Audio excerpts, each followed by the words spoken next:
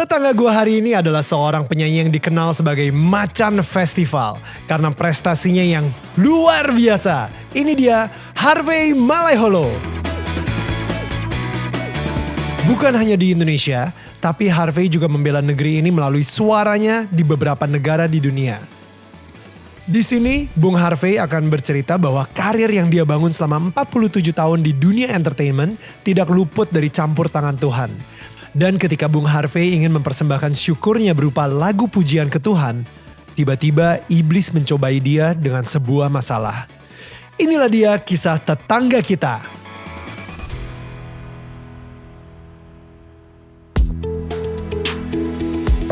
Ini gua Daniel, tetangga kamu. Di sini gua akan ngobrol dengan tetangga gua tentang perjalanan hidup mereka dari kacamata spiritual di saat mereka mengalami situasi tidak pasti dan kekhawatiran, sampai bisa kembali bangkit menjadi orang yang lebih kuat dari sebelumnya. It's gonna be very exclusive and inspiring.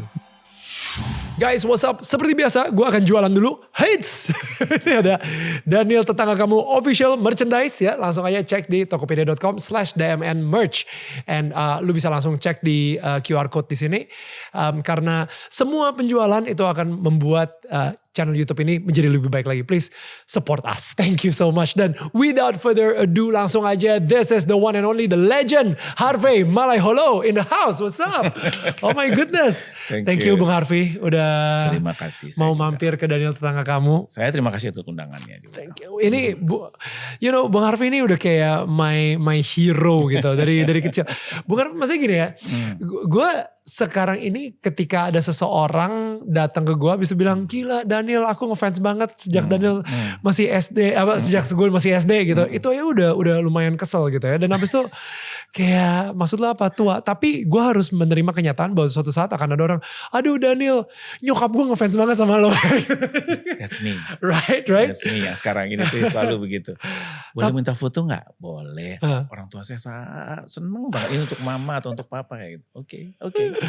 So today saya pengen belajar wisdom juga dari Bung Harvey juga gitu ya. Maksudnya 47 tahun di dunia entertainment. Yes. Dan di tahun 70-an Bung Harvey sendiri itu terkenal sebagai Macan Festival. Kayaknya kemanapun dibabat habis ya kan. Pasti menang gitu. Dan makanya sampai sekarang ini nama Harvey Malaiholo itu masih dikenal gitu. Yeah. Maksudnya kita tahu banyak juga di tahun 70 banyak artis juga, tapi nggak semuanya bisa sustain sampai sekarang. Itu dia kenapa saya ngerasa this is a good time untuk saya belajar juga. Saya sendiri di entertainment mungkin cuman baru setengahnya lah. Belum nyampe setengahnya malahan, 20 tahun. Dan saya ngerasa, wah kalau misalnya saya pengen sampai 50 tahun, ini saya harus belajar dari expertnya nih di sini gitu. Oke, so kita awal dulu. Bung Harvey sendiri kan emang tinggalnya di Jakarta, lahir di Jakarta, besar di Jakarta juga ya. Yes. Dan itu keluarga dari Ambon, bersama 3 saudara juga gitu. 2 saudara saya. Sama 2 saudara, 2 adik gitu ya. How was that? Maksudnya zaman itu kenapa bisa sampai akhirnya masuk dalam festival-festival dan menyabet bersih semua sehingga menjadi Macan Festival gitu? Yang pertama, saya lahir dengan talenta yang diberikan Tuhan. Oke. Ya. Dan itu orang tua saya melihat itu. Dan orang tua saya mendukung sampai akhirnya mereka sudah tidak ada lagi di dunia ini. Tapi saya merasakan dukungannya itu sampai sekarang ini. Kalau gak ada mereka, saya gak akan ada. Karena saya mulai dari umur yang relatif muda. Umur berapa? Sebetulnya saya nyanyi dari umur 8 tahun. Saya lahir dari boleh dikatakan keluarga seniman. Ya, kakek saya almarhum Bram Titalei atau Bram Aceh julukannya itu adalah kalau saya Macan Festival, kalau dia buaya keroncong. Jadi kita dari keluarga binatang. Ada macan, ada buaya. Oke.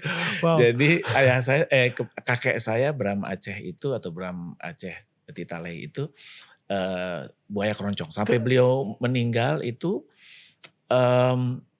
di umur 90 lebih ya, saya Wow. lupa tuh waktu itu umur berapa ya, 90 sekian gitu ya. Sorry 89 atau 90 sekian lah pokoknya yang beliau itu sudah lupa nama-nama cucunya, cicitnya gitu, kecuali saya dan lirik lagu yang beliau nggak lupa. Wow. Kenapa Brahma? Aceh, beliau lahir di Aceh, di Oh. Kutaraja. Dulu Padahal orang Kutaraja, Maluku, orang maksudnya orang Maluku. Ambon. Kita Oke. ya. Beliau lahir di sana dulu di Kutaraja yang sekarang ini Banda Aceh Oke. Nah, namanya.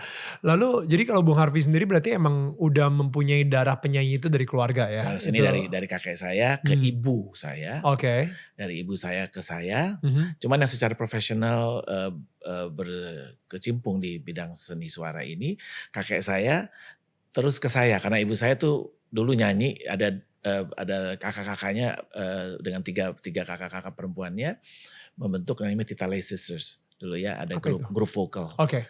Vokal grup kalau sekarang mungkin girl band Iya. tapi nggak main itu mereka kuartet gitu, Right. kuartet bikin vocal group tapi akhirnya bubar karena nggak masing-masing berkeluarga Ini dan yang lain ibu nih sebagainya. ya? Ibu. Ah. Lalu ke saya professionally Right. ya. Umur Terus, berapa profesionalnya? Nah, saya mematok perjalanan karir saya dari umur 14. Sementara saya mulai nyanyi dari umur 8 tahun. Tapi 14 tahun itu pada saat itulah saya menjadi juara pertama bintang radio dan televisi remaja. Dulu ada yang namanya bintang radio dan televisi. Setiap tahun sampai sekarang masih ada. Tetapi gaungnya kurang begitu terdengar. Selama 6 tahun itu berarti ngapain? Dari umur 8 sampai umur 14? Saya nyanyi ikut kakek saya. Kalau kakek saya manggung di mana-mana gitu dan segala macam, itu saya selalu ikut nyanyi. Atau menggantikan salah satu suara dari grup vokal ibu saya. Oh wow. Kalau pada saat mereka latihan gitu, kalau ada yang nggak bisa datang gitu, saya gantiin. Karena pada saat umur segitu kan suara kita kan masih suara soprano kan, masih tinggi, masih yang ya, kecil belum kan, pecah belum pecah. Jadi saya menggantikan salah satu. Nah itu juga mungkin yang menjadi, bukan mungkin, saya yakin bahwa itu ada salah satu yang mengasah kemampuan saya. Pasti. Kan itu kan kuartet ya, bagi suara. Saya harus, kalau suara satunya nggak datang ya saya ngisi suara satu. Kalau akhirnya minggu depan latihan suara tiganya nggak datang, saya ngisi suara tiganya gitu. Nah itu yang secara tidak langsung atau secara di bawah langsung mengasah kemampuan saya di bidang nyanyi. Right. Nah mulai dari situ ayah saya ibu saya tuh mendukung kemanapun dan lain sebagainya, ikut festival ini, ikut kompetisi ini, sampai akhirnya mentoknya bukan mentok, artinya menjadi juaranya tuh di tahun 75. Di umur 14 tahun, bintang radio dan televisi remaja. Sorry, bukan Asia Bagus ya? Bukan. Belum ada Asia Bagus. Sebetulnya bintang radio remaja, bintang radio dan televisi itu adalah kompetisi menyanyi milik Indonesia. Artinya saya nggak bicara mengenai beberapa kompetisi-kompetisi sekarang tuh yang ini kan yang dari luar ya. Dari luar gitu ya. Ini benar-benar milik. Sampai sekarang masih ada, cuma gaungnya kalah sama yang mereka karena kalau menurut saya terlalu old fashion gitu ya. Masih dengan ini masih kurang stuck in the 70s gitu ya. Jadi ya itulah mungkin saya padahal udah pernah ngomong sama salah satu di TVRI gitu, let me revamp gitu. Artinya kita mungkin nggak tahu masalah penyiaran dan segala macam, nggak ahli, tapi kita tahu ini MC-nya mesti kayak Daniel. Atau musiknya mesti ini, aransemennya mesti gimana, atau boleh lagu-lagu konsepnya bisa pakai yang sama tapi diperbarui gitu, untuk bisa bersaing. Itulah kurang lebih keinginan saya pada saat itu. Nah mulai dari situ saya mulai ikut kompetisi nyanyi seperti yang tadi Anda bilang di introduction tadi, saya banyak juga nggak menang. Yang menang memang lebih banyak, tapi banyak sekali juga saya nggak menang gitu. Cuman yang bisa menjadi yang bisa saya share di sini mungkin tidak menang, tapi kalau Anda mempersiapkannya dengan baik, itu tidak sia-sia. Itu tetap membuat kita jadi lebih naik step gitu lagi di dalam pendewasaan di dalam pendewasaan di bidang musik. Pendewasaan di bidang musik ya. So good, karena at the end of the day bukan menang yang jadi, ya kita prepare semuanya untuk goal harus ada. Tapi begitu Anda tidak menang, yang namanya musik atau lagu yang dinilai itu kan relatif ya. Anda suka, saya belum tentu suka, atau kebalikannya gitu loh. Pada saat juri menilai saya menang, itu jurinya senang sama saya. Betul. Tapi pada saat saya kalah, itu bukan berarti saya tidak bagus. Tidak sesuai aja dengan seleranya juri yang pada saat itu ada di situ. Nah makanya yang membedakan itu adalah preparationnya. Pada saat saya pernah nyanyi di kompetisi di Chili ya, di Vina del Mar ya. Itu 20 hampir berapa perbedaannya tuh 14 jam apa gitu dari kita. Pada saat saya latihan di sini untuk kompetisi itu, saya latihannya di jam yang sama dengan pada saat nantinya saya akan nyanyi gitu. Jadi orang subuh-subuh tidur jam 2, jam 3 gitu saya nyanyi. Saya latihan di Bandung tuh sama Elva almarhum, Elva Zeshuria ya. Beliau adalah, aduh saya nggak bisa deh ini berterima kasih sama beliau itu ya. Yang membawa saya menjadi seperti sekarang ini, salah satunya adalah beliau. Beliau yang benar-benar menggembleng saya. Jadi kita latihan. Jadi pada saat kita nggak menang juga nggak apa-apa. Kita udah latihan semaksimal mungkin kok. Wow, jadi nggak ada kekecewaan. Jadi sebenarnya kita ketika kita kalah pun kita bisa belajar sesuatu dari kekalahan tersebut, itu udah sebuah kemenangan. Betul. Dan yang kedua, proses untuk menuju ke kompetisi itu juga merupakan sebuah pelajaran sehingga kita akan menang secara pengalaman juga gitu. Jadi pada akhirnya ya get back up, evaluasi apa yang salah and do it again gitu. Nah, si Macan Festival itu jadi ada gunanya untuk saya. Saya jadi menyandang itu juga dengan tidak ada pressure apa-apa. Gitu. Karena ketika setelah jadi Macan Festival masih kalah. Masih ada beberapa kompetisi yang memang saya nggak menang gitu. Tetapi ya itu yang saya bilang, saya dapat banyak. Bayangin Daniel, saya nggak pernah punya pemikiran bahwa kalau kita kompetisi, yaitu kita bukan kompetisi pada saat kita nyanyi loh. Pada saat kita menjejakkan kaki di airport setempat, airport di negara di mana kita akan mewakili Indonesia untuk tampil, itu kita udah kompetisi. Karena apa? Karena pada saat itu kita harus menampilkan Indonesia dengan bukan pada saat itu sampai sekarang tuh ada budaya Indonesia ya. Kalau kita tuh kalau misalnya technical meeting tuh sebelum ini ya, sebelum kompetisi tuh kita selalu cari tempat duduknya yang di ujung di belakang ya nggak supaya nggak kelihatan orang gitu. Tetapi mau menang. Gimana? Gak boleh sombong, of course. Tetapi kalau kita datang tepat waktu, duduk di depan, apa salahnya? Kenapa harus paling belakang? Harus paling belakang. Kenapa harus supaya orang gak lihat gitu? Tapi ntar begitu nyanyi, gue mesti bagus. Gak gitu. Gak gitu. Nah, kompetisi ini saya belajar banyak tuh di kompetisi itu tuh adalah itu. Kita gak boleh sombong, tetapi juga gak boleh gak kelihatan. Terlupakan nggak boleh gitu loh. Nah balancing itu yang susah ya. Tanpa kita mau harus kelihatan, harus tampak, tapi nggak boleh sombong gitu. Kayak gitu. Itu nomor 1. Nomor 2, kita harus tahu tugas-tugas kita di situ, di dalam kompetisi itu. Jadi bukan cuma sekedar nyanyi aja, tetapi juga ini yang saya belajar juga banyak. Pada saat kita latihan misalnya ya, dengan orkestrasi. Nomor 1 masalah waktu. Pada saat kita diberikan waktu, ini kita bicara di Jepang deh yang sangat punctual, yang sangat segala macamnya disiplin gitu ya. Kita ada waktu 15 menit satu entry gitu ya. Kalau kita bisa selesaiin 10 menit itu sesuatu tuh untuk kita. Kenapa? Kita memperlihatkan persiapan kita matang gitu. Bahwa kita nggak perlu latihan yang sampai gimana. Sampai 20 menit, bentar sekali lagi tuh kasih 5 menit lagi malah, gitu. Nah di situ udah dinilai tuh sebetulnya juga. Nah itu kompetisi tuh, yang benar tuh seperti itu. Lalu tugas kita.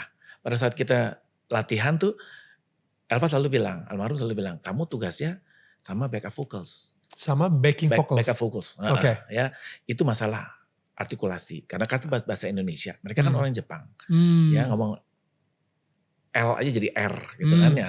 Nah, Elva dengan musisi gitu. Jadi begitu latihan 1 kali selesai, masing-masing datang. Saya datang ke backup vocalsnya, ada kesulitan apa? Is there any problem with the L sama R atau dengan liriknya dan segala macam. Ini gimana gitu. Oke. Musiknya di Elva beresin seperti itu. Oke, sekali lagi latihan set selesai. Wow. Itu juga prestasi untuk kita. Wow. Kalau bisa selesai di bawah 15 menit. Ya. Nah, those competitions ya yang menurut saya tuh yang membuat kita belajar dan menjadi dewasa gitu dalam bermusik ya, bukan soal umur ya dalam hal ini. Kedewasaan di dalam menjalankan profesi gitu. Nah kompetisi itu dari situ sebetulnya itu yang namanya beratnya kompetisi. Bukan cuma sekedar latihan terus menang and that's it gitu. Enggak, itu sebetulnya preparation yang berat. Udah kayak atlet ya. Iya. Kita pakai training center, jangan salah. Bukan cuman saya tuh waktu itu selalu sebelum kompetisi itu seminggu kalau nggak di Bandung ya di Jakarta. Gitu. Training center tuh, Training jadi center. kayak Jadi, di isolasi atau karantina lah, karantina. Artinya kita nggak tinggal di rumah, Iya, kita selama tinggal satu di minggu.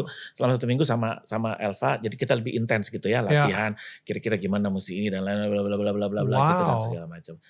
Yang paling penting juga sebetulnya adalah pada saat kamu menang, tidak boleh euforia, tidak boleh, apalagi tidak boleh ada kata-kata I don't believe it, I cannot believe it, saya bisa menang.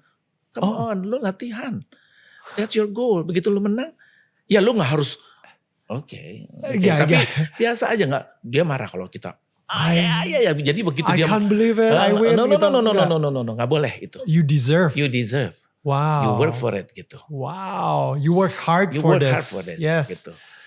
Jadi ya gak sombong, bukan sombong tapi memang ya. No, tapi emang iya. Tapi begitu kita kalah juga ya oke. Gak apa-apa, kenapa? Orang kita udah latihan sih, that's the main point dari kompetisi yang menurut saya yang membuat kita harus tahu kompetisi itu gak segampang itu. Iya benar-benar kayak atlet. Ada atlet, iya. And it's so good sih, tadi gak tahu ya kenapa ya, apa mungkin kita ini sebagai, maksudnya budaya orang Indonesia, oke, rendah hati itu of course, harus. Tapi kenapa masih ada budaya rendah diri? Ya itu yang tidak boleh. Kita jadi agak susah antara mau rendah hati atau rendah diri itu kita kayak suka ketuker-tuker gitu, tipis gitu ya. Jadi kayak saya selalu nggak tahu ini nih kata-kata C.S. Lewis ya. Dia bilang kayak humble is not thinking less about yourself, is thinking about yourself less. Jadi bukan memikirkan bahwa diri kita itu rendah, tapi kita tidak sesering itu mikirin diri kita gitu. Jadi itu tuh humble gitu, rendah diri. Kita mementingkan mungkin bukan mementingkan ya, mungkin lebih humbling. Memikirkan kepentingan orang juga gitu. Jangan sampai kita cuma memikirkan kepentingan kita sendiri karena itu kan we're full of ourselves gitu, jadi sombong gitu. Jadi itu yang saya bilang tadi. Itu juga seperti yang kalau kita technical meeting tiba-tiba di belakang gitu. Itu sebetulnya act dari rendah diri sebetulnya, tetapi budaya kita tuh mengatakan bahwa kita humbling ourselves gitu. Jadi merendahlah gitu. Itu sebetulnya rendah diri. Bukan rendah hati. Bukan rendah hati. So good. Nah, itu yang saya tangkap ya. Rendah hati adalah duduk di depan, tapi biasa aja. Bahwa kita datang tepat waktu, duduk di depan, bukan yang datang terlambat terus act like divas dan duduk di depan. Duduk di depan pula itu mah terserah masing-masing itunya ya. Tapi pada saat itu saya diajarin untuk datang depan, lalu tahu tugasnya masing-masing. Pada saat menang pun nggak boleh terlalu lebay, ya menang senang, tapi we deserve it gitu karena kita memang kerja keras gitu. Nah terus abis itu pada saat itu nggak selesai cuma sampai situ Daniel, sampai selesai itu pasti ada farewell party. Nah farewell party itu biasanya pemenang tuh harus say something yang ini dan segala macam. Nah itu tugas kita juga sebagai pemenang. Sebagai pemenang tuh kita harus ngomong. Kita gak bisa bahasa Inggris tapi kita harus tahu kira-kira kita mesti ngomong apa. Kalau perlu telepon Indonesia untuk bilang ini kita mesti ngomong apa nih untuk ini begini. Hafalin tapi jangan terus tiba-tiba ngomong apa ya. Itu juga gak elok, tidak elok. Tidak elok, Jadi latihan juga winning speech-nya padahal belum tahu kalau misalnya bakal menang atau enggak. Tapi harus prepare. Wow. Harus prepare semuanya itu. Gue sih paling bakal ngomong thank you losers. Sombong. Itu sombong. Jangan diikutin ya. Itu congkak banget gitu. Thank you losers ya. So better luck next time. Langsung cabut gitu. Tapi itu terjadi tuh kalau kita kompetisi di sini tuh.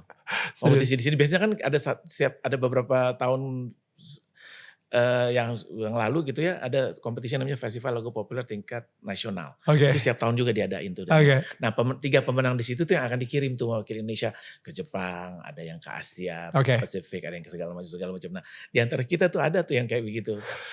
Karena kita sering kali masuk final ya. Antara jadi you name it, Elva, Titi Hamsa, Tari Daud Tauruk dan lain sebagainya.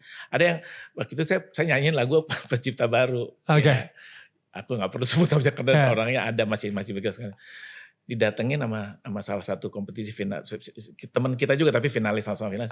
Kamu anak baru ya? Baru pertama kali ikut ini? Iya tante, ya ibu. Beli piala sendiri aja. kamu belum waktunya untuk menang. Nah yang kayak gitu-gitu tuh ada tuh, cywar kayak gitu. Wow, oh my god, yeah, that's so good. Yeah. Udah beli piala baru aja Biarlah lah aja lu sini. Gue beli kasih nih sendiri nomor deh, kontaknya nih ya. Udah lu beli udah aja, lu beli udah. aja, lu Gak ada harapan nggak bro. bakalan lu gitu kan. Iya bener. Cywar, I love it. Cywar. Julukan Macan Festival itu datang dari mana? Maksudnya dari dulu itu belum ada netizen loh. Saya sendiri juga nggak tahu, tetapi ya Media dong berarti ya, media, wartawan. media. Macan Festival. Karena apa? Ya. Karena emang sering itu kemenangan keberapa? Ya sering, ya relatif ya kalau kita bilang sering ya. Mungkin dari 10 kali kompetisi saya menang 6 kali gitu ya. Oke. Mungkin patokannya seperti itulah kurang lebih gambarannya ya. Oke. Tapi ada 4 kali yang saya kalah juga gitu ya, nggak menang juga gitu loh. Jadi ya kalau mendengar penuturan saya tadi kan, jadi yang namanya Macan Festival itu mungkin untuk sebagian orang bisa membuat pressure ya gitu Exactly. ya. Karena Gua festival loh, menang, kompetisi loh ya gitu ya, bukan cuma sekedar festival artinya festif gitu yang nyanyi yang nggak dinilai, nggak ada pemenangnya gitu kan, ada yang festival yang kayak gitu-gitu ya. Tapi ini kompetisi gitu. Tapi untuk saya jadi nggak ada pressure apa-apa gitu, bahwasanya secara nyanyi udah ada bukti-buktinya bahwa saya bisa nyanyi gitu ya. Secara kompetisi ya ada beberapa piala yang saya ada gitu di rumah yang menjadi buktinya kayak gitu. Jadi sebetulnya intinya sekarang ini saya bisa bicara bahwa itu pendewasaan di bidang musik itu saya dapat dari banyak kompetisi yang saya ikuti. Bung, seperti apa sih entertainment world tahun 70-an? Saya baru masuk tahun 2003, jadi saya benar-benar on the verge di tahun 2000-an gitu. Tapi 70-an sampai tahun 2000 atau tahun 80-an, ini 70-annya saya belum lahir actually. Saya lahirnya 80 ke atas gitu kan. Saya gak mau bilang tahun berapa karena ketahuan nanti umurnya. 41 ketahuan. Tapi dikasih tahu. Oke, enggak. Tapi what was that like? Di entertainment di Indonesia itu seperti apa? Mungkin saat itu zaman Soeharto juga. Sebagai seorang entertainer di era Orde Baru itu seperti apa? Apakah ada dukungan pemerintah? Dan gimana sih party scene saat itu, narkoba di mana-mana kah? Apalagi 70-an loh. Maksudnya itu zamannya hippie dan lain-lain gitu di tahun 70-an gitu. Oke. Saya pikir apa ya, entertainment di tahun-tahun itu tuh saya lebih ke bicara mengenai medianya. Ya media tempat kita berekspresi itu tuh pada saat itu cuma satu. Cuma media elektronik itu cuma TVRI dan radio. Radio belum ada FM waktu itu ya, masih radio yang seperti sebelumnya gitu ya. Jadi keuntungannya kita tampil sekali di TVRI, semua tahu. Jadi pengenaan media exposure-nya itu gampang banget untuk popularitas gitu ya di era tersebut gitu. Dibandingkan dengan sekarang kan banyak sekali media elektronik. Kalau nggak punya karakter, you don't go anywhere gitu ya. Dilupakan. Di situ aja gitu ya, jalan di tempat gitu loh. Nah jadi di tahun itu juga menjadi seorang penyanyi di sisi lain juga lebih berat dalam arti kata di media tersebut, satu media itu tuh pembandingnya banyak. Karena cuma satu media elektronik itu. Betul. Ya. Betul. Jadi kita tampil. Pada saat nggak punya karakter, then you go. What was your character then saat itu? I mean like gini loh, karakter itu kalau lo denger tanpa melihat visual gitu ya, lo tahu ini siapa yang nyanyi gitu. Ya. Itu yang saya maksud karakter. Karakter gitu suara ya, bukan karakter kayak lo harus jadi orang yang mempunyai karakter yang sangat colorful gitu, kayaknya wah sensasional di mana-mana. Akhirnya baru orang bisa jadi. Tapi kita bicara mengenai, kalau saya biasa bicara mengenai seni suara. Ya, seni suara ini untuk saya yang paling penting adalah suara. Faktor-faktor pendukung, bangsa karakter bubbly dan lain sebagainya itu pendukung untuk saya gitu ya. Nah pada saat lo mau menjadi penyanyi itu sulit karena itu persaingannya tuh ketat dalam arti kata gini, karena medianya cuma satu elektronik pada saat itu, cuma TV gitu ya, audiovisual ya. Nah, terus pada saat itu susahnya kesulitan yang kita hadapi adalah belum ada standar royalty, Ya. Jadi semuanya flat pay. Jadi kita sendiri nggak tahu, kita nggak bisa cek seberapa besar penjualan album kita dan lain sebagainya. Oh Dan gitu. Kayak gitu. Iya, hanya bayar. Kalau kita dengar bahwa album kita meledak, ya oke lah dapat mobil satu, ya gitu. Tapi nggak ada standar bahwa sekitar sekian ribu meledak atau setelah sekian ribu Anda akan dapat berapa perak setiap hitungan satu kasetnya dan royalty nggak jelas. Cuman kebijakan dari eksekutif produsernya aja bahwa ini lo laku kasih lah, mobil. lo dapat mobil. Tiba-tiba kalau sampai kurang lebih kita bisa tahu kalau itu bisa lihat ya itu meledak lah istilahnya pada saat itu ya mobil lah rumah lah satu kayak gitu. Nah itu situasi entertainment pada saat itu. Tetapi antara entertainers atau antara penyanyi itu menyenangkan sekali, artinya kami saling menghormati ya, artinya mungkin juga masih unggah-ungguhnya tuh masih nggak terlalu banyak masukan-masukan dari luar ya, belum melihat yang kan sekarang kan ada generasi MTV dan lain sebagainya dan segala macamnya yang akhirnya tuh menginikan budaya. Kita kan budayanya pada saat itu masih sangat kental, saling menghormati yang lebih tua. Nah itu yang sebetulnya juga saya ingin kemukakan untuk saat ini gitu loh, bahwasanya anak-anak sekarang ini tuh lebih, marilah kita respect, kata-kata respect itu harus kembali didengung-dengungkan, bahwasanya kalau tidak ada pendahulu-pendahulu kita nggak akan ada di sini gitu loh. Langsung maupun tidak langsung ada pengaruhnya terhadap perkembangan karir kita. Nah di era itu tuh kita sangat respect banget ya sama senior kita. Memang ada beberapa seniors yang nggak mau ada kata senioritas atau junioritas kayak gitu. Tapi it happen gitu. Beda generasi kan, ada generasi ini dan lain sebagainya. Jadi itu atmosfer yang ada pada saat itu. Dan apa lagi ya? Pada zaman itu party-partinya segala gitu, like saya pada saat itu kan saya bilang saya berkecimpung relatif muda 14 tahun. Dan pada saat itu kan belum ada namanya manajer, semuanya kerja sendiri. Paling orang tua menampingin. Tapi untuk seniman musisi laki-laki tuh kadang-kadang jarang kalau keluar kota tuh ditemenin gitu. Jadi saya benar-benar sendiri, tanda tangan sendiri, terima duit sendiri dan segala macam. Dan saat itu tuh belum terlalu familiar sistem transfer dan segala macam perbankan dan segala macam kan belum terlalu gimana semuanya pakai cek atau bayar cash langsung dan segala macam kayak gitu. Dan of course party ya. Party rumahan ya, banyak waktu zaman saya tuh. Oh sampai sekarang juga kayak masih house party mah. Party rumahan tapi yang dengan disco yang saya ingat tuh dulu pakai gambar-gambar yang neon. Oh iya. Jadi begitu lampu nyala tuh itu nyala UV light gitu. Kayak gitu.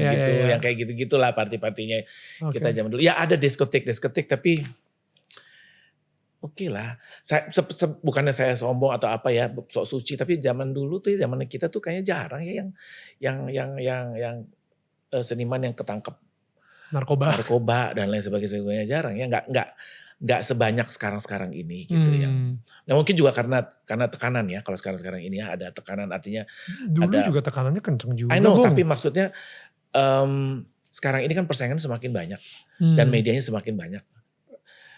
Artinya Anda belum lagi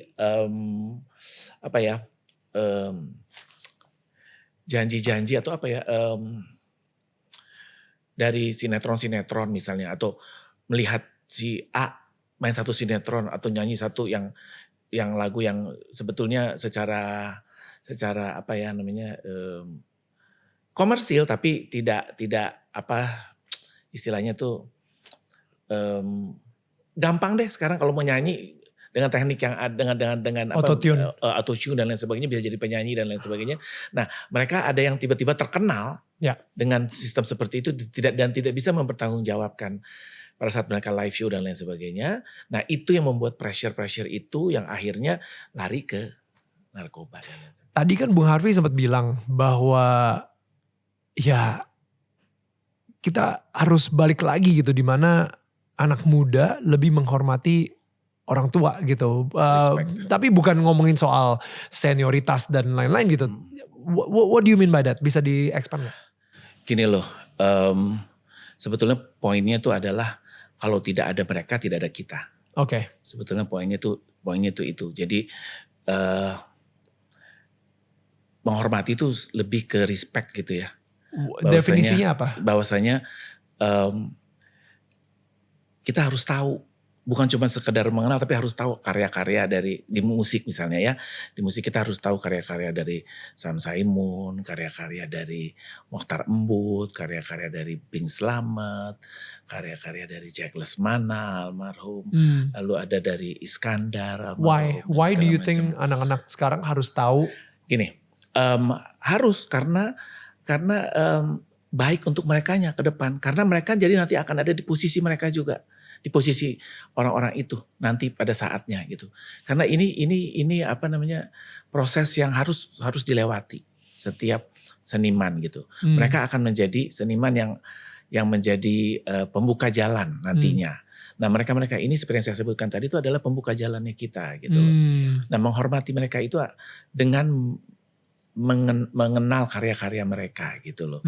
Dan cuman memang saya juga nggak bisa menyalahkan, bukan menyalahkan dalam hal ini ya, tidak bisa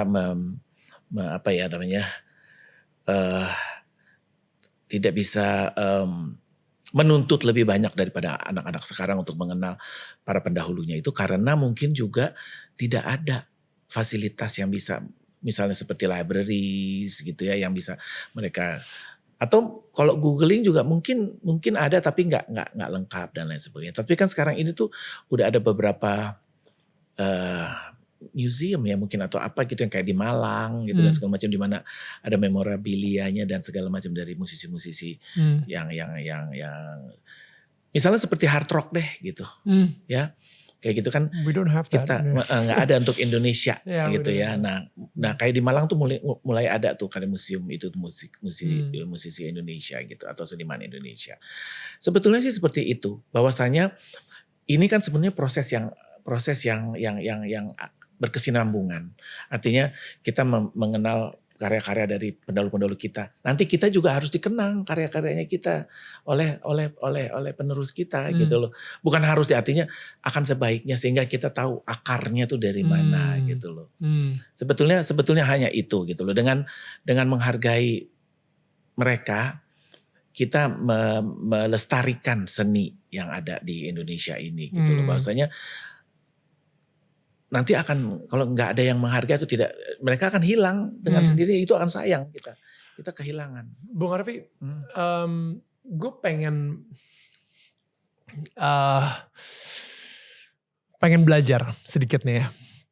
Ngomongin soal tadi ya, ngomongin bahwa emang ada masanya Jack Lesmana dan Bing Slamet dan lain-lain gitu. Tapi pada suatu saat sudah terlupakan. Sekarang ini kita taunya, mungkin generasi saya taunya Adi Bing Slamet. Saya nggak tahu kalau misalnya Bing Slamet sebelumnya ada juga ternyata gitu kan. Atau Indra Lesmana. Atau ya kita taunya Indra Lesmana, dan sekarang lebih ke Eva Celia gitu misalnya anak-anak sekarang. Nah, Bung Harvey sendiri juga sempat jadi macan festival di tahun 70-an, 80-an. Semua orang mungkin tahu siapa itu Harvey Malaiholo, right? Ada nggak momen dimana Bung Harvey ngerasa, ternyata sekarang ini nggak semua orang lu udah tahu gue. Ada generasi yang udah ada gap nih. Oh wow, ada loh generasi yang nggak kenal gue lagi gitu. How do you handle that? How do you handle fame sebagai macan festival di mana satu Indonesia mengenal, dan tiba-tiba ada satu generasi, yang generasi milenial ini mungkin yang sekarang ini udah 51% dari populasi Indonesia itu mungkin gak terlalu mengenal lagi Harvey Malaiholo. Menjawab pertanyaan ini tuh artinya kita harus kembali ke apa namanya, value yang diajarkan oleh keluarga kita atau orang-orang terdekat kita, bahwasanya ini proses yang normal terjadi, regenerasi. Oke. Regenerasi. Nah, itu yang membuat saya apa namanya, mempersiapkan diri untuk menghadapi itu gitu. Karena aku juga ada di posisi yang misalnya yang lebih tua lagi daripada ini tuh saya nggak kenal, ataupun katakanlah misalnya kakek saya deh gitu ya, kakek saya almarhum itu tuh banyak orang-orang yang nggak tahu siapa Bram Titale itu, si buaya keroncong itu gitu loh. Jadi untuk saya itu hal yang normal, yang akan terjadi pada semua orang. Seorang Eva Celia juga nantinya akan ada di posisi itu. Daniel juga akan ada di posisi itu nantinya gitu ya. Jadi apa namanya, how do you handle that? Lebih baik. Nah, kalau kamu menyadari hal tersebut, then you know how to handle that. Artinya you'll be prepared gitu untuk menghadapi itu gitu loh. Bahwasanya fame itu nggak akan, misalnya kamu jadi tidak sombong pada saat kamu ini, karena kamu nanti juga akan tiba waktunya kamu akan ada di bawah. Betul. Makanya saya selalu mengimbau atau menginginkan bahwa ayolah hargailah mereka, karena kamu nanti juga akan ke situ loh. Kamu akan merasakan kalau kamu tidak dihargai, quote unquote, artinya tidak dikenal. Siapa itu? Lagunya apa sih? Gitu dan segala macam. Aku udah sampai situ. Orang kalau foto sekarang sama aku kan udah bilangnya, Om boleh foto nggak? Udah panggilnya Om ya. Om boleh foto nggak? Saya mau kasih lihat orang tua saya, ayah saya atau ibu saya tuh penggemar Om dan dulu. Udah sejauh gitu. Suka atau nggak suka, you have to take it gitu. Bahwa itu it's a normal thing yang akan terjadi pada kita dan sebagainya. Handlingnya ya itu. You cannot hold on to fame juga. Nggak bisa. Kayak itu yang akan bisa menjadikan Anda post power syndrome. Kalau kamu nggak mau menerima itu, nggak bisa menerima itu, then you do anything untuk supaya lo tetap di sana, tetap di situ gitu. Nggak ada yang salah.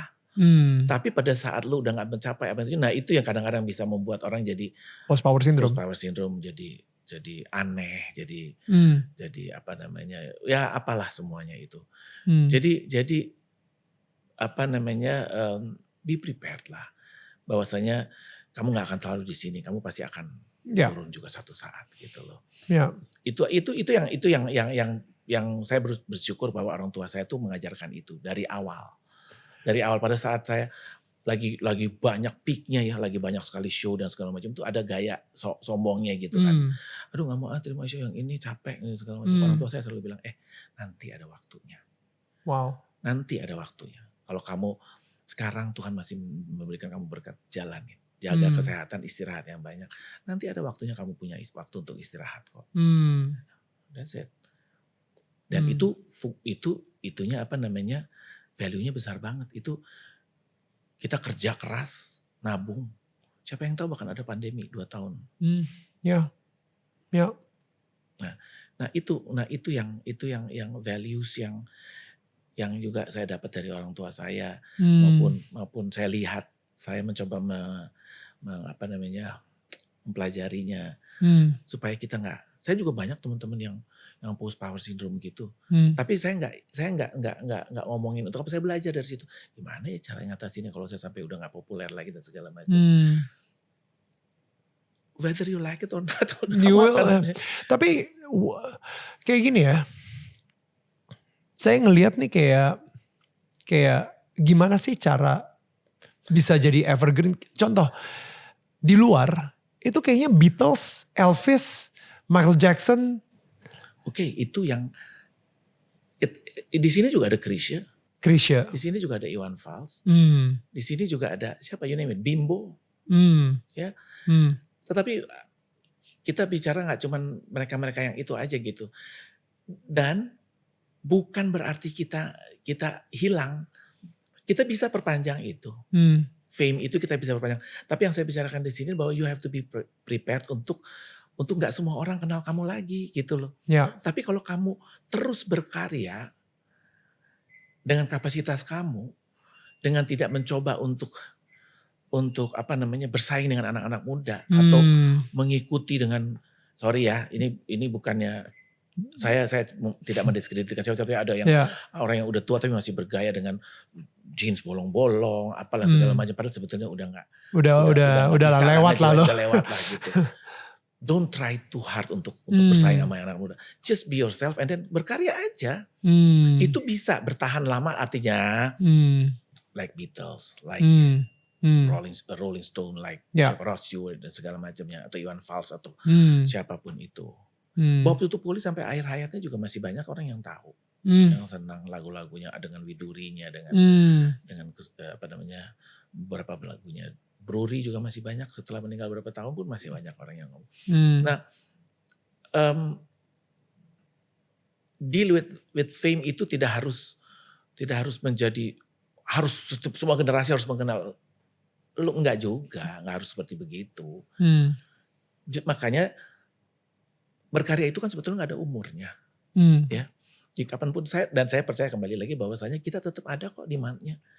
Yang mau ya demand-nya untuk mau dengerin kita atau mau membeli atau mau mengunduh di platform, di digital platform masih banyak kok yang mau. Tapi nggak perlu trying hard untuk menjadi Afgan atau menjadi siapa lah gitu. Tulus, jangan terlalu begitu. Bukan berarti tidak boleh berkolaborasi dan kolaborasi. Boleh saja itu sih, dengan berbagai macam alasan ya. Itu yang tahu hanya sendiri. Tetapi saya merasa bahwasanya sejauh ini I'm in the right track. Artinya saya nggak berusaha bersaing sama siapa-siapa. Saya pokoknya nyanyi, saya ada momentum, saya lihat konsepnya bagus dan segala macam, saya cari duit sendiri, saya indie sendiri, bikin sendiri, udah selesai. Untuk saya kepuasan saya sebagai seniman terpenuhi, dan mudah-mudahan juga bisa mengobati penggemar-penggemar saya di luar sana yang masih mengharapkan saya untuk berkarya. Kalau sampai tiba-tiba, ya you never know, Tuhan tiba-tiba lagunya meledak dan sampai akhirnya generasi sekarang pun mengenal lagi, it's a bonus. Ya. Pokoknya sekarang kalau mau di bidang entertainment, berkarya aja lah. Berkarya dan jangan berpikir, don't try too hard untuk bisa bersaing sama anak-anak muda. It's their time. Tapi kita bukan berarti sama sekali nggak bisa aja. You never know. Tapi itu benar-benar bonus dari Tuhan. Udah biar Tuhan aja yang menentukan. Akhirnya kembali ke situ. That's good.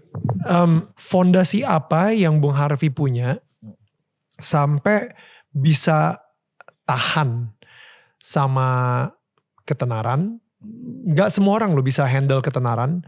Kedua, peer pressure. Saya gak tahu kalau misalnya di sekitarnya Bung Harvey saat itu pada nawarin narkoba kah? Atau ya kan, maksudnya yang namanya dunia entertainment tuh mungkin ada. Ya kan? Tapi bagaimana supaya Bung Harvey itu bisa benar-benar kayak, sorry saya gak nyobain gitu. Dan sampai sekarang ini Bung Harvey bisa dibilang itu yang paling aman gitu. Dan saya seperti saya bilang tadi ya, bahwasanya di umur yang relatif muda saya udah berkecimpung ya. Jadi saya pergi sendiri ya. Saya pernah satu kamar dengan penyanyi siapa yang sudah lebih tua dari saya. Lalu they are having sex di sebelah saya gitu ya, di tempat tidur, karena kita twin in the same room gitu, in the same bedroom di hotel yang sama. Nah, saya mengalami itu gitu. Tetapi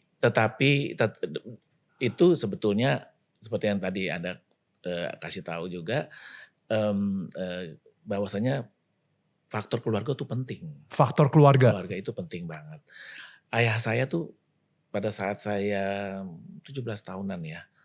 17 tahun tuh saya benar-benar udah terjun banget gitu ya di dalam dunia tarik suara ini.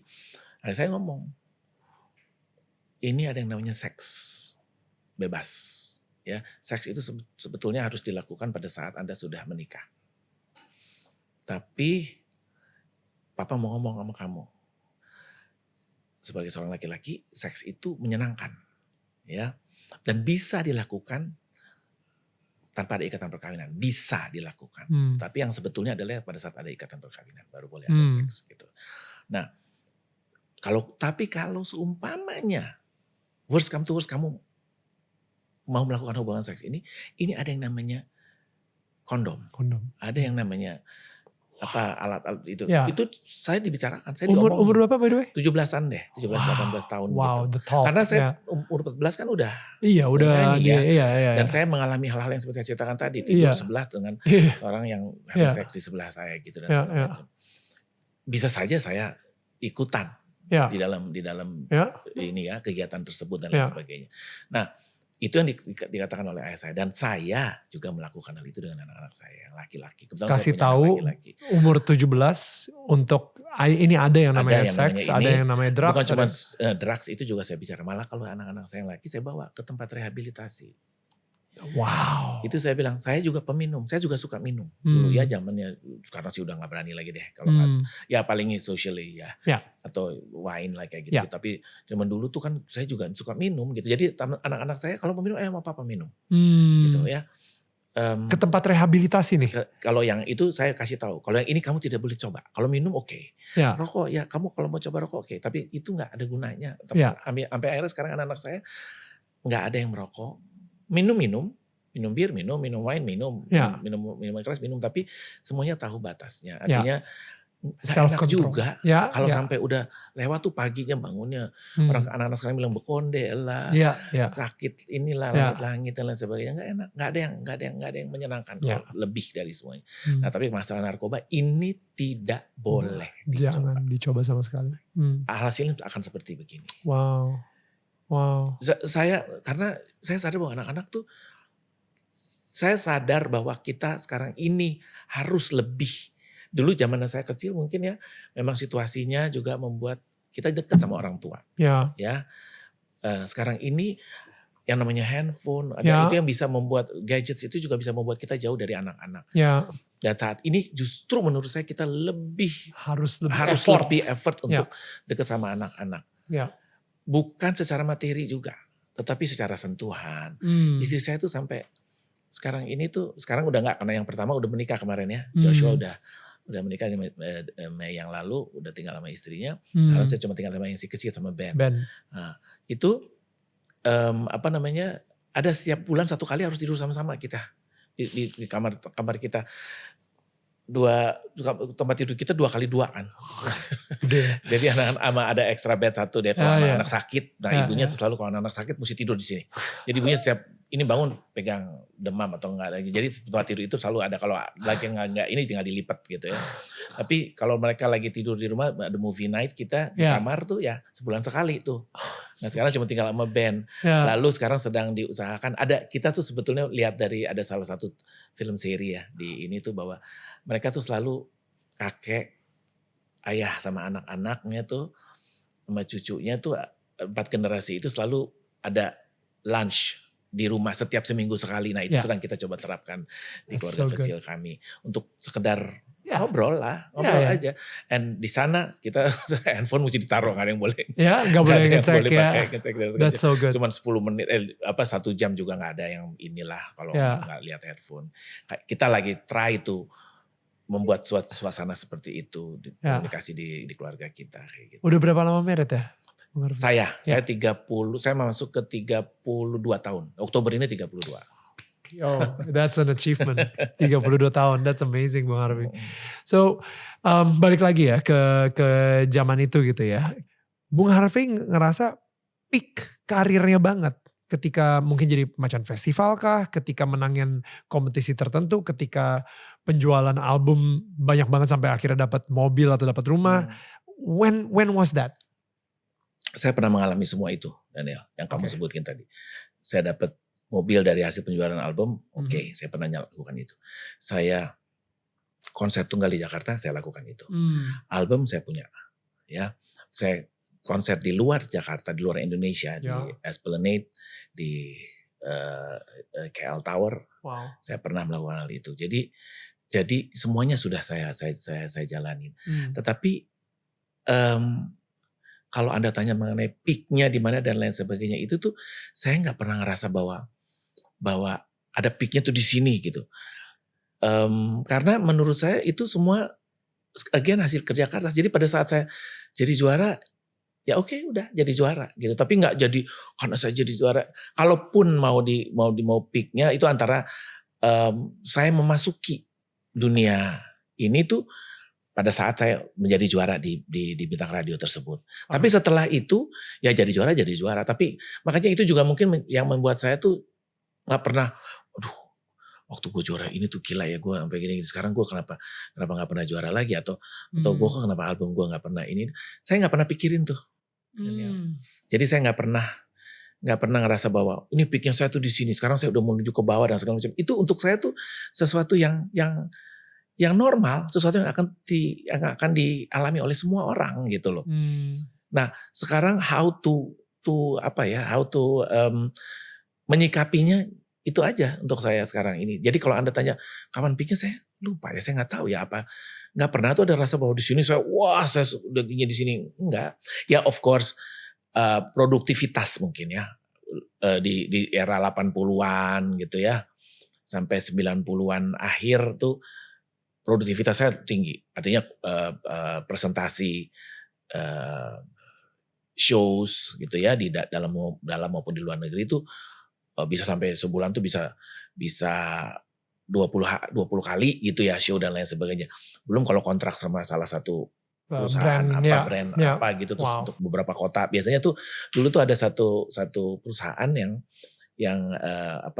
dari skincare itu ya, produk dalam negerinya mengadakan pemilihan putri gitu. Saya pernah dikontrak ke 21 kota, jadi di jalan-jalan. Nah itu peaknya tuh mungkin dari segi presentasi pertunjukan ya, itu di era 80-an sampai dengan akhir 90-an lah gitu. Tapi udah mulai kesinian lagi, masih bikin album, masih bikin single, tapi nggak seproduktif dulu gitu ya. Dan karena mungkin juga situasinya dan juga umur juga ya, kita juga harus udah kalau mau berbuat sesuatu tuh harus yang konsepnya bener gitu. Karena kita persaingannya udah bukan sama generasi kita lagi, ada generasi lain gitu dalam segi penjualan. Saya tidak berusaha untuk menyaingi generasi yang ini. Ya. Mereka masih, saya percaya bahwa kita masing-masing punya couplingnya sendiri-sendiri. Tetapi kita tetap harus, kalau mau berkarya tuh kita harus tetap efektif gitu. Kalau saat kita mau buat album tuh momentumnya apa nih, konsepnya apa nih gitu. Sekarang tuh udah lebih banyak pemikirannya seperti itu, sehingga tidak, kalau orang bilang tuh mubazir ya, nggak sia-sia, nggak kemana-mana gitu. Ya, that's good. Gitu. Nah itulah yang mungkin bisa saya jawaban dari saya tadi atas pertanyaan Daniel yang gitu ya. Bung Harvey sendiri kayaknya kalau misalnya saya ngeliat tuh kayak dari umur 14 tahun sampai sekarang lah. Tapi sekarang saya masih masuk di periode tahun 2000-an nih di otak saya. Itu kayak ada dalam perlindungan tangan Tuhan banget sih. Gitu ya. Ya kalau misalnya boleh tahu, what was your relationship like sama Tuhan sendiri? Maksudnya apakah sering doa juga pada zaman-zaman itu? Ya ini kalau ini saya akan jawab bahwasanya saya bersyukur bahwa saya tuh terlahir di dalam keluarga yang nggak terlalu religius. I mean like nggak yang kita ke gereja, tetapi nggak, ayah saya, orang tua saya tuh nggak yang setiap minggu harus ke gereja ya, harus ke gereja dan lain sebagainya.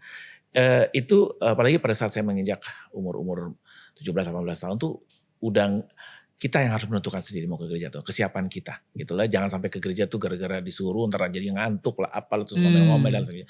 Jadi nggak keru-keruan gitu. Nah jadi itu yang permulaan saya merasa bahwa saya tuh ada di dalam perlindungan Tuhan gitu ya. Nah apalagi pada saat saya mulai berkecimpung di bidang seni suara ini gitu ya, kita sendiri tahu seperti yang tadi kita udah bicarain sebelumnya ya, bahwasanya masalah seks bebas, narkoba dan lain sebagainya itu sangat rentan, sangat ada gitu di sekitar kita ya. Makanya itu ayah saya juga dengan orang tua saya dan bicara mengenai hal tersebut, jalan keluarnya dan sebagainya. Nah itu adalah perjalanan saya sampai sekarang ini. Saya merasa bahwasanya lahir sebagai seorang Kristen atau mengenal Tuhan itu beda di zaman itu sama zaman sekarang saya gitu ya. Oke. Bahwasanya saya lahir sebagai orang Kristen, ya memang saya lahir sebagai orang Kristen. Tetapi bahwasanya saya sebagai orang Kristen yang sudah diselamatkan oleh Tuhan di dalam perjanjian, di dalam Alkitab itu, saya itu berkembang sekarang ini. Artinya sebagai seorang Kristen itu bukan jaminan kita terlepas dari segala cobaan gitu loh ya. Saya juga manusia biasa, saya juga banyak sekali masalah yang saya hadapi. Tetapi kesininya justru saya mengalami hal-hal yang membuat diri saya tuh sadar bahwasanya kita berdoa ke gereja dan lain sebagainya pada saat saya mulai dikatakan mulai mengenal bahwa Tuhan ada bersama dengan saya, itu tuh beda sekarang ini. Seperti misalnya ya, saya bikin single saya yang terbaru ini ya, single rohani ini, di setiap janjiku ini tuh sebetulnya kerinduan saya untuk bikin single atau album rohani itu udah puluhan tahun yang lalu.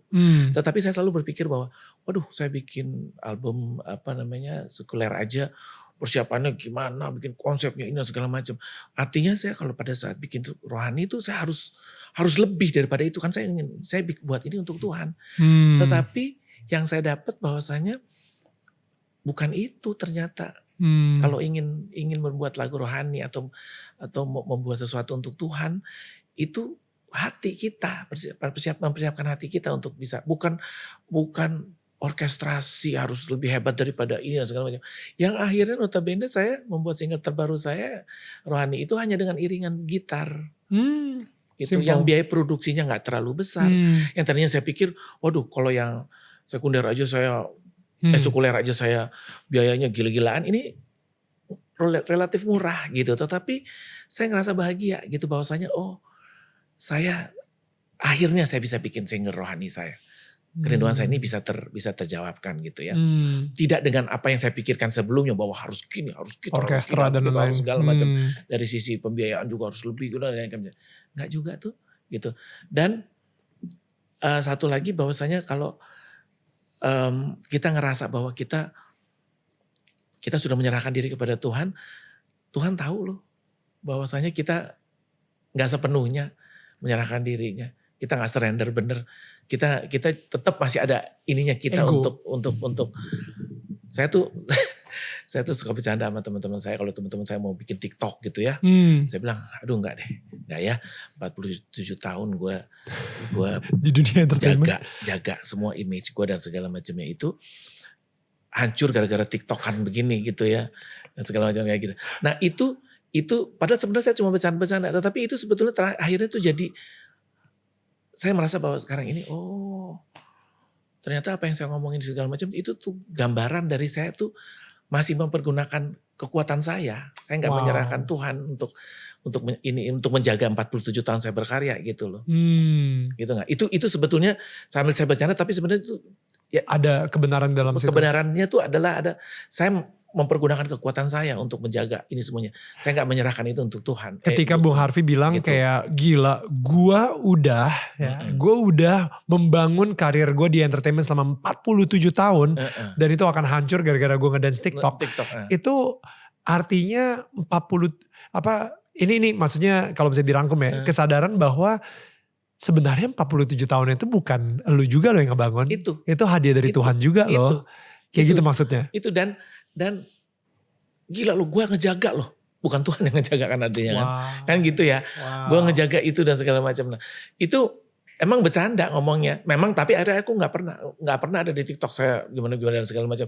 Dengan itu pertama. Terus kedua, wah gue gak bisa gak dibukain pintu sama anak-anak gue kalau gue ikutan TikTok dan segala macam. Tapi itu sebetulnya arti lebih dalamnya lagi adalah saya gak percaya ada Tuhan yang jaga saya, yang menjaga ininya saya gitu loh. Bukan gak percaya, di bawah alam sadar saya ya, bahwasanya mungkin saya masih mempergunakan kekuatan saya. Padahal di setiap doa saya selalu ngomong loh, bahwa Tuhan yang terjadi biarlah terjadi menurut kehendak-Mu, jangan saya. Dan saya surrender, saya selalu di dalam beberapa kegiatan saya tuh saya percaya bahwa saya nggak nggak bisa seperti ini kalau nggak ada pertolongan Tuhan. Tetapi sebenarnya ada beberapa hal-hal ya, ini lihat contoh yang kadang-kadang nggak konsisten saya gitu ya, bahwasanya ya gitu, saya bicara mengenai Tuhan, saya surrender sama Tuhan semuanya, Tuhan yang atur saya sampai jadi begini karena Tuhan. Tapi sisi lain tuh saya juga masih mempergunakan kekuatan saya gitu loh. Jadi kesini tuh apalagi saya mengalami hal-hal seperti saya ingin sekali ibu saya menghadiri pernikahan cucu pertamanya gitu ya. Bukan cucu pertamanya, artinya cucu laki-laki Malaiholo pertama gitu ya. Tapi ibu saya meninggal beberapa bulan sebelum Joshua menikah gitu ya. Itu pengalaman yang lumayan sakit lah saya kemarin ini. Dan yang juga pada saat saya kehilangan ayah saya tuh meninggal pada saat Joshua berulang tahun, dan juga anak saya yang satunya lagi, artinya keponakan saya Ayu berulang tahun, di mana saat itu juga saya sedang mempersiapkan konsep tunggal saya yang pertama di tahun 2000. Nah, jadi hal-hal tersebut tuh yang pada saat terjadi itu saya ngerasa bahwa Tuhan tuh nggak adil gitu ya. Kenapa sih nggak panjangin sedikit lagi waktu ayah saya untuk melihat saya konser, ibu saya untuk melihat cucu laki-lakinya menikah, Malaiholo pertamanya menikah kayak gitu. Nah, tapi terus akhirnya saya pikir lagi, kita kan udah nyerahin semua sama Tuhan. Ini yang kita dapat dari Tuhan, yang harus kita terima. Jangan cuma senangnya aja gitu loh. Pada saat kita mendapat musibah dan lain sebagainya, kita juga harus bisa menerima itu, bahwa ini rencana Tuhan, dan rencana Tuhan pasti yang terbaik untuk kita gitu loh. Dan Tuhan tidak akan pernah mencobai umatnya melebihi batas kemampuannya. Ayat ini yang selalu bisa menjadi penguat saya. Gitu, bahwasanya kita diberikan ujian sama Tuhan itu tuh nomor satu tidak akan diberi lebih daripada kekuatan kita, dan kita diperhatikan oleh Tuhan, kita masih diberikan ujian gitu. Sampai akhirnya saya sekarang berpikiran bahwa kalau saat saya menerima pelantikan saya sebagai anggota dewan misalnya ya, bulan Januari kemarin, setelah saya mengalami 2 tahun pandemi, hidup dari tabungan ya. Nah, itu berkat yang kadang-kadang berkat yang menurut kita datangnya daripada Tuhan. Itu karena kita berserah gitu ya. Nah, tapi pada saat-saat tertentu seperti masalah TikTok itu dan segala macam, kita tidak berserah. Nah, itu yang kesini tuh saya sudah sampai ke masalah itu. Jadi pada saat kita bicara mengenai berserah itu, apa benar kita berserah? Apa kita lahir sebagai orang Kristen itu belum cukup gitu. Jadi benar-benar saat ini tuh saya ada di tahap dimana kalau mau berserah benar. Jangan lu ngomong berserah atau lu berdoa berserah, tetapi prakteknya lu nggak secara nggak berserah gitu. Ada certain cases yang lu nggak berserah kayak gitu. Susah banget sih hidup berserah. Susah. Tetapi saya bersyukur bahwasanya sampai sejauh ini Tuhan masih jaga saya, sehingga kalaupun ada masalah-masalah, dia masalah-masalah yang seperti itu yang tadi saya katakan, yang mudah lah di kita terima. Jadi masalah keluarga itu nggak sampai ada yang gimana banget. Saya bersyukur banget sampai sekarang itu aja menurut saya yang Tuhan tuh jaga banget gitu, sampai saya tuh nggak pernah mengalami hal-hal yang sampai harus gitu loh, sampai yang harus yang benar-benar kayak depresi banget dan lain-lain gitu. Ya artinya yang seperti saya katakan tadi, 2 tahun saya hidup dari tabungan, Daniel. Ya, artinya pekerjaan pada saat itu kan saya belum jadi anggota dewan. Dan pada saat itu kalau saya tidak ada tabungan seperti apa coba? Kayak Tuhan udah ngejagain ya. Itu juga. Itu menurut saya bukti dari pertolongan Tuhan kepada saya. Tuhan tidak akan meninggalkan saya, itu seperti itu. Gitulah ya. Tetapi di dalam kegiatan-kegiatan saya yang lain tuh kadang-kadang seperti di TikTok dan lain sebagainya, itu ada yang saya lupa bahwa saya harus berserah. Gitu. Akhirnya dari bentuk berserahnya itu muncullah lagu rohani pertamanya Harvey Malaiholo. Di Setiap Janjiku. Setiap Janjiku. Oke. Setiap Janjiku. Kalau lihat dari lirik-liriknya aja sebetulnya sih udah jelas ya. Itu adalah di setiap janjiku, di setiap doaku, juga langkah imanku, Tuhan bersamaku. Terus refnya juga ada kata-kata aku menang bersamanya. Jadi apalagi gitu loh, bersamanya kita akan menang. Bukan berarti tidak ada Cobaan, tidak ada masalah tapi lagi dalam ada hidup. kemenangan pasti. Tapi gitu. ya betul. Kenapa bisa itu lirik ditulis sama Bung Harvey sendiri? Enggak. Itu sebetulnya adalah, nah ini yang saya bilang tadi, bahwa saya udah puluhan tahun saya ada kerinduan untuk bikin single atau album Natal ya, album rohani. Jadi setiap kali saya kebaktian di gereja gitu ya, kalau ada lagu yang, aduh ini bagus nih ya buat album rohani gue, langsung aku catat tuh di handphone, nyanyi rohani nomor sekian judulnya ini. Oke, minggu kemudian ke gereja lagi dengar lagu-lagu yang lain. Wah ini bagus nih lagunya gitu. Catat. Makanya pada saat pembuatan single, akhirnya terpilihlah lagu ini. Kenapa dari sekian banyak lagu yang ada, Bung Harvey memilih lagu Di Setiap Janjiku ini? Ya itu liriknya, terus. Relate ke hidupnya sendiri. Iya, artinya saya selama ini akhirnya saya bisa menjadi pemenang. Karena saya bergantung pada dia gitu, pada bersamanya, aku menang bersamanya, gitu loh. Jadi ada rasa apa ya? Bukan rasa ya, ada kalimat itu tuh membuat kita sadar bahwasanya masalah apapun kita akan jadi pemenang kalau kita jalan bersamanya gitu. Di setiap langkah iman kayak gitu-gitu. Jadi saya kemarin tuh baru habis denger ada satu quote dari salah satu selebriti di Amerika deh kalau nggak salah gitu, ngomong bahwasanya Kirk Franklin. Kirk Franklin. Dia bilang stop talking about our God, start walking with our God. Gitu. Ya. Nggak tahu kenapa saya kemarin lagi nonton Flipping Channel gitu, ada awarding apa gitu, terus dia ngomong kan beliau ini kan juga sempat di ada kontroversi. Jadi rohaninya dia tuh, album rohaninya dia tuh sebagian para rohaniawan itu tuh merasa bahwa ini sangat tidak rohani gitu loh ya. Mereka berdebat lah, ada perdebatan itu. Makanya dia bilang itu, stop talking about God, but start walking with God gitu. Saya setuju banget Bung Harvey, karena saya baru aja dapat link dari teman saya gitu. Jadi kayak ada pembicaraan, conversation antara Muslim dan Kristen ngomongin tentang I don't know. Tapi sehat. Ini sehat, bukan debat gitu, tapi ini sehat. Mereka diskusi dan lain-lain gitu kan. Tapi pada akhirnya ketika saya lagi dengerin itu, di tengah-tengah saya lagi dengerin itu, kayak hati saya itu digerakkan bilang kayak, Neil, ketika mereka berdua ini lagi ngobrolin tentang Tuhan, tetap masih ada orang miskin yang belum ditolong. Tetap masih ada orang di penjara yang masuk dan belum dibebaskan, padahal itu dia nggak adil ada di situ. Tetap ada janda yang mungkin tidak dibantu gitu atau tidak disupport gitu. Ya apa gunanya lu debat-debatin soal agama kalau misalnya lingkungan sekitar lu nggak membaik gitu. Saya kalau kamu ngomong ini saya jadi ingat almarhum ayah saya.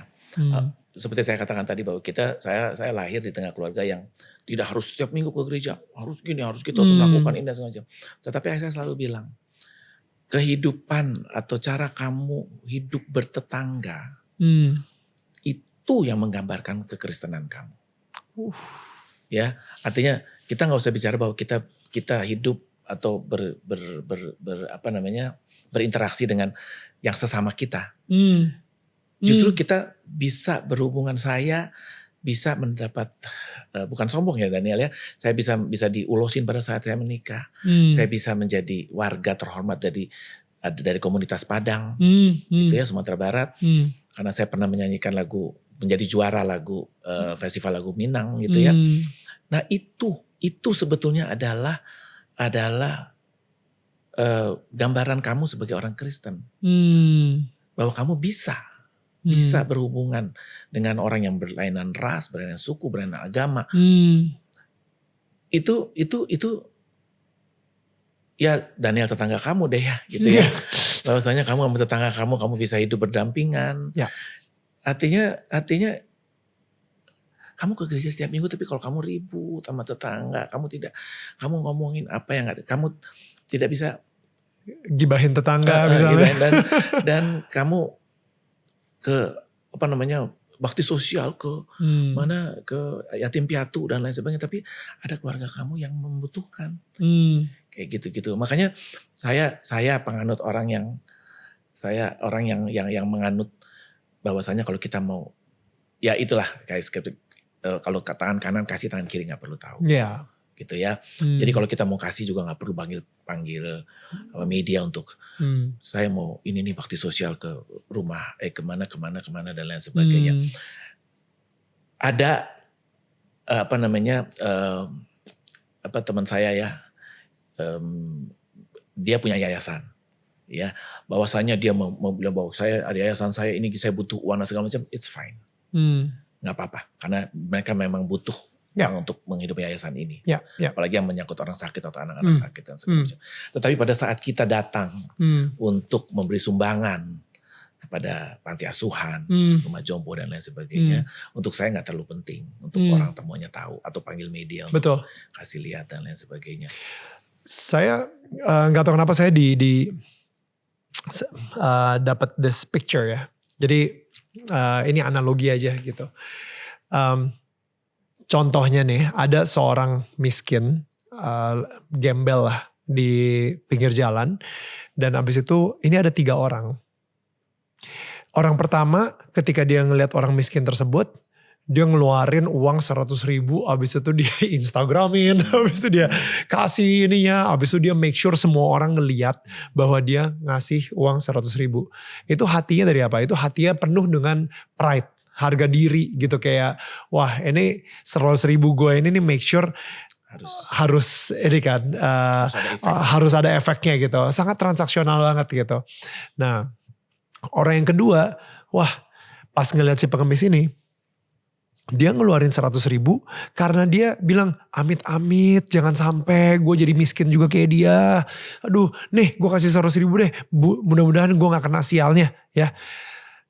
Itu lahir dari hati yang penuh dengan ketakutan.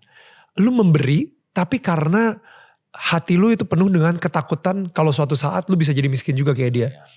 Tapi orang yang ketiga, dia ngerasa Tuhan tuh memberkati dia begitu besarnya, dan dia seneng banget, dia bersyukur banget, padahal dia ngerasa gak layak untuk diberkatin sebegitu besarnya. Dan ketika dia ngelihat pengemis tersebut, dia ngelihat kayak bagaimana Tuhan ngelihat diri dia. Dan akhirnya dia memberi karena rasa syukur. Dan itu yang menurut saya memberi dari hati yang tepat. Hati yang penuh dengan cinta, hati penuh dengan syukur. Itu dia kenapa namanya thanksgiving. Kita bilang thanks kepada Tuhan by giving kepada seseorang gitu. Jadi kalau misalnya kita ngasih dengan hati yang penuh dengan pride, atau kita ngasih dengan hati yang penuh dengan ketakutan, menurut gue buahnya akan gak enak, bakal pahit. Tapi ketika kita memberi dengan hati yang penuh dengan syukur, kita juga joyful, kita juga seneng, dan apakah orang-orang nanti gak tahu kalau misalnya ini, ya gak apa-apa, yang penting Tuhan tahu.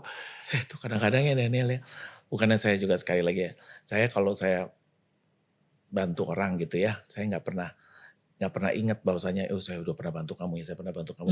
Malah kadang-kadang tuh pada saat misalnya ada pernikahan keluarga gitu dan segala macam itu saya bantu gitu ya. Terus puluhan tahun setelah itu tuh sekarang ini tuh adik saya bilang, kan lu yang waktu itu kawinan. Saya tuh udah lupa, saya tuh udah gak ini. Dan kadang-kadang tuh saya juga kalau ketemu orang-orang yang gitu, kalau nggak ada lu waktu itu yang bantu tuh, saya nggak tahu, saya nggak inget siapa yang saya udah bantu. Semua orang, ponakan saya semuanya manggil saya Godfather, Papa Srani, Papa Ani, panggilnya semuanya gitu ya. Sampai yang my God children sendiri yang bener-bener tuh saya udah nggak tahu gitu loh. Karena semuanya manggilnya Papa Ani, Papa Ani, Papa Ani, Papa Ani dan segala macam kayak gitu. Nah ini juga membuat saya teringat bahwasanya saya tuh setiap kali saya lewat jalan terus ada mobil yang mogok gitu ya, saya selalu loh Daniel ngomong, aduh mudah-mudahan Tuhan bantu ya supaya mobilnya cepet ini gitu lah. Saya berdoa aja gitu, saya nggak yang stop Ikutan lah mau gitu, dorong. saya berdoa, saya selalu begitu. Kalau ketemu pengemis ataupun ini yang lewat gitu, saya aduh kesian ya nih orang gitu semacam, Tuhan tolong dong Tuhan kayak gitu-gitu. Saya selalu berdoa seperti begitu. Nah satu hal juga yang saya merasa bahwa Tuhan tuh betul-betul saya harus mengucap syukur ya. Adalah gini, saya tuh beberapa tahun yang lalu saya ada satu titik di mana saya ngerasa bahwa gua udah hidup di negara ini, udah dibiarkan berkarya, diberikan fasilitas sehingga aku bisa sampai seperti ini gitu ya. It's time for me to Give back. Gitu ya. Tapi Tuhan tolong dong, seperti apa nih? Saya selalu berdoa gitu. Apa sih yang saya bisa lakukan gitu. Nah, yang pertama saya dapat bahwasanya saya pernah terikat kontrak sama salah satu perusahaan rokok untuk show di 5 kota waktu itu. Saya ketemu sama anak-anak muda, musisi-musisi jazz atau itu yang baru-baru. Saya tanya, kamu kenal Bing Slamet gak? Oh tahu, bapaknya Adi Bing Slamet kan gitu. Oke. Kamu kenal Sam Simon gak? Siapa tuh? Ismail Marzuki. Oh tahu kalau Ismail Marzuki dan segala macam. Tapi dari situ tuh saya berpikir bahwa oh ini mungkin ya Tuhan kasih saya jalan. Saya pengen deh bikin album yang mengangkat lagu-lagu tahun 50-an. Nih mereka-mereka ini nih gitu. Tuhan jawab. Tiba-tiba ada namanya grup yang namanya Shadow Puppets. Irsa, Robert. Jadi ada 5, sebetulnya Shadow Puppet mereka berdua tapi ada additional playersnya 3 lagi. Tiba-tiba datang tawaran, kita mau bikin album tahun 50-an. Karena mereka grup jazz kan. Jadi tapi kalau mereka visinya adalah ingin mengangkat lagu-lagu 50-an di mana menurut survei mereka tuh bahwa tahun 50-an itu lagu-lagunya ciptaan lagu-lagu yang lahir di tahun sekian, di era sekian tuh influence jazz dari jazznya tuh besar banget. Sementara saya visinya tuh ingin mengangkat lagi musisi-musisi atau seniman-seniman itu jadi. Ya aduh saya merinding tuh. Tapi ya itu dengan budget yang sedemikian kecil, kita juga nggak jual fisiknya tuh nggak di pada saat itu masih CD ya. Ada retailer yang bisa jual tapi kita nggak jual itu. Jadi kita pada saat jazz festival kita nyanyi kita buka lapak di situ. Gitu, jualnya tuh secara gitu-gitu. Nah, terus saya tetap lagi saya pikir apa lagi yang saya bisa bikin untuk bangsa ini ya Tuhan minta dan segala macam. Saya pikir kan saya komunikasi ya dulu ya. Jadi saya pikir mungkin saya mau pengen jadi penulis kali ya di salah satu media mungkin ya, media online atau media cetak. Gak taunya Tuhan kasih saya anggota dewan. Nah, gimana tuh? Jauh banget dari penulis ke anggota dewan. Tuh? Memang saya interest sama politik, artinya sebagai bukan pelaku, belum sampai pelaku, tapi saya senang gitu, saya baca koran, saya into politics, artinya saya mengikuti gitu ya, dan karena menurut saya tuh politik itu di dalam kehidupan sehari-hari kita berpolitik gitu loh. Pada saat kita melakukan ini kita juga berpolitik gitu ya. Nah, ada tujuannya gitu kita melakukan apapun yang kita lakukan itu it's politik gitu ya. Nah, Tuhan kasih ini. Pada saat saya akhirnya mendapat kesempatan ini tuh saya tanya sama istri sama anak-anak saya. Ini bukan main-main loh. Ini saya mewakili Indonesia. Mewakili dapil saya daerah pemilihan saya loh.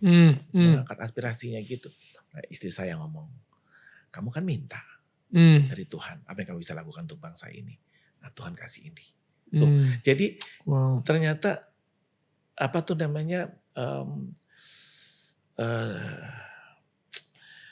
melakukan perkara-perkara kecil, nanti Tuhan akan memberikan yang besar. Itu terjadi gitu loh.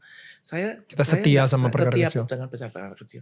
Saya tuh nggak pernah nyangka kalau bisa sampai sejauh begini. Jadi anggota dewan. Padahal dulu pernah nyalek juga, tapi kalah gitu ya. Sebetulnya pertama kali nyalek ini saya kalah. Tetapi saya PAW ada yang meninggal pemenang pertama. Jadi saya menggantikan gitu. Makanya Di tengah-tengah Januari baru saya dilantik. Januari 22. Tetapi itu again, terus istri saya juga bilang, coba Tuhan tuh baik banget.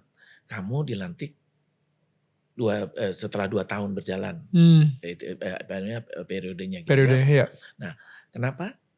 Karena kamu baru di sini. Jadi kamu dikasih teman Tuhan 2 tahun untuk belajar, mengenal politikus-politikus yang ada di partai kamu maupun partai-partai luar. Gitu. Kamu juga diperkenalkan untuk disuruh belajar sama Tuhan. Makanya kamu dapatnya tuh setelah jadi PAW-nya tuh setelah 2 tahun ini gitu. Itu baru saya, oh iya ya. Coba kalau kamu dapat pada saat pas caleg itu belum tentu kamu udah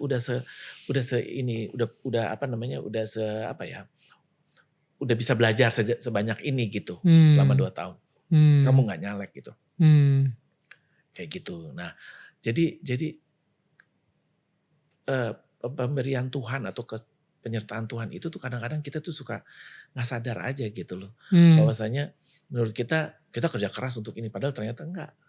Ya, memang gitu. Ya, of course, saya juga penganut ora et labora ya. Artinya nggak akan ada berkat kalau kita nggak kerja. Tetapi juga tidak akan ada berkat meskipun kita kerja kalau tidak berdoa. Gitu kan? That's good. Dan kebalikannya seperti itu. Itu saya setuju dengan itu. Artinya nggak itu 2 hal yang harus berjalan bersamaan, nggak bisa sendiri-sendiri. Gitu. Bung, ini dari tadi nih Bung Harvey kan bilang kalau misalnya ini kayaknya sebuah berkat Tuhan masuk ke politik gitu kan, bisa membela negara ini, bisa mendedikasikan, bersyukur dan berterima kasih sama negara yang telah membuat Bung Harvey sendiri sampai hari ini seperti ini, dan caranya tiba-tiba diberikan berkat Tuhan yaitu melalui menjadi anggota dewan gitu. Tapi dunia politik sama dunia entertainment tuh beda banget kayaknya. I think baru beberapa bulan di dunia politik aja udah langsung ada serangan gitu kan. Can you tell me more about that experience? Gini, kalau entertainment itu lebih banyak pakai hati. Ya, sebuah karya yang dihasilkan dengan kejujuran ya akan menjadi karya yang evergreen. Artinya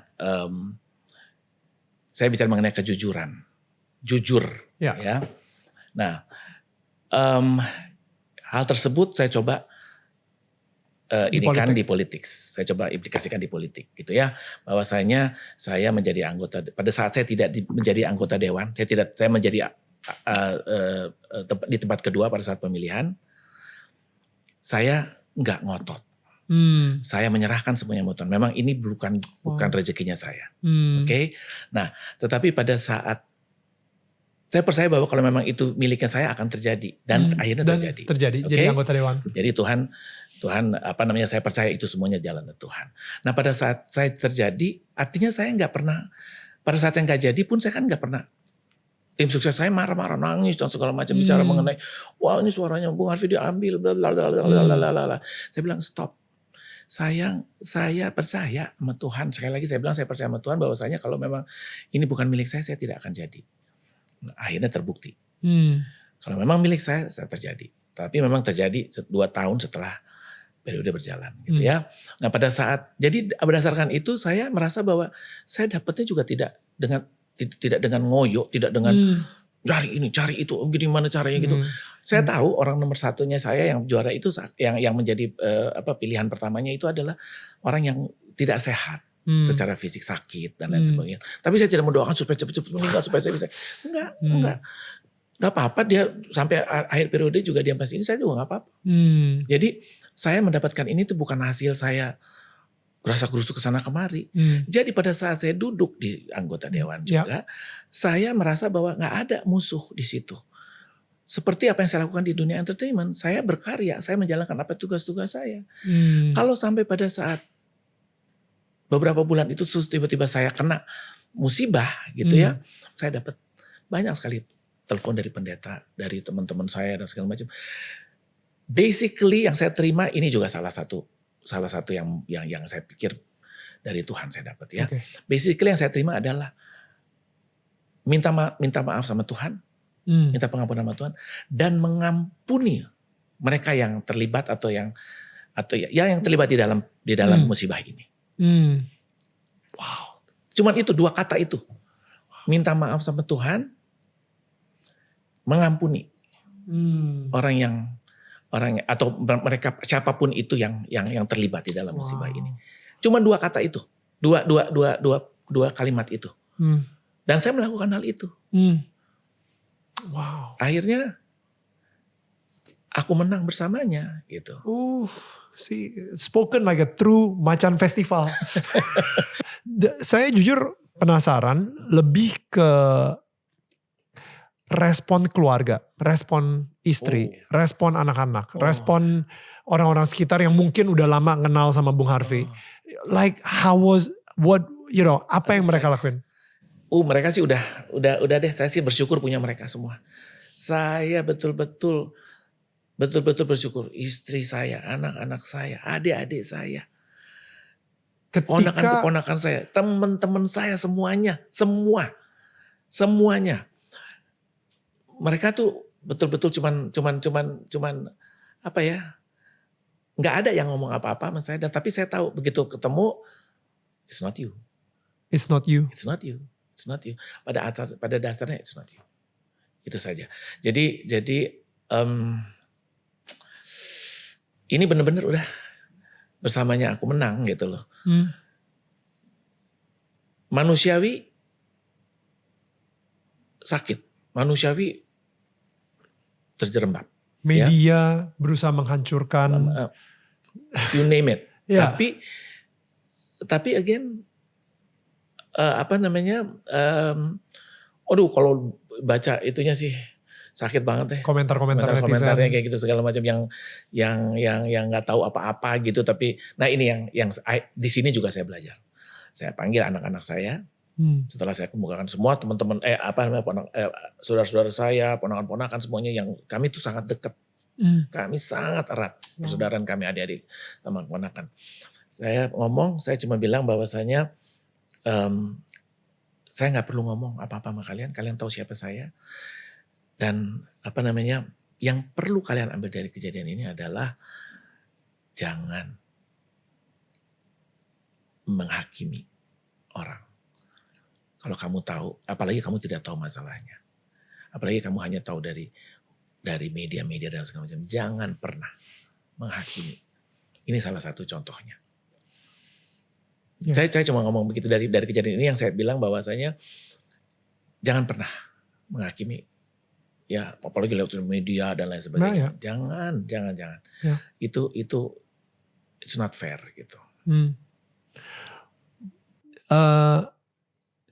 Jadi sekarang ini tujuannya Bung Harvey ada di politik itu untuk apa? Maksudnya apakah ada peraturan baru yang akan dibuat? Apakah di bidang musik kah? Royalti lagi kah? RUU permusikan yang dulu pernah dicanangkan oleh Anang Hermansyah misalnya. Apa nih? Pada dasarnya kan kita kembali ke yang tadi ya, bahwasanya saya minta sama Tuhan untuk bisa berbuat sesuatu untuk bangsa ini. Saya disadarkan oleh istri saya, ini kamu minta nih, kamu dapat nih.